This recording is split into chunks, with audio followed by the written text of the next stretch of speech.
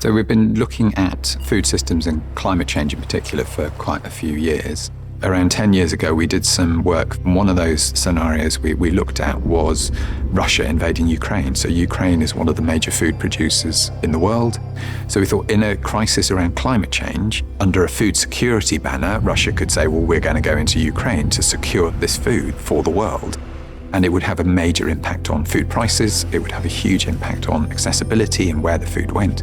And that's what we've seen in Ukraine. We're really interested in the impact it could have in the UK because it's not a really well-researched area. We've just finished another project funded by the Royal Society looking at how food systems impact society and people and whether there are risks within the food system going forwards. So food security often it's looked at in very narrow lens, which is the availability of food to individuals around the world.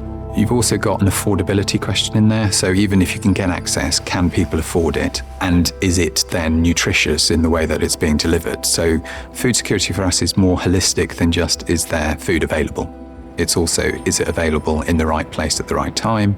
So the project we're looking at is a sort of 10-year scenario. The outcome that we're measuring, researching, is civil unrest. Will we see people on the streets fighting? And it's interesting when we talk to UK government about, is this likely to happen in food unrest, or do we ever see civil unrest in the UK? And the response is, we won't see it in the UK.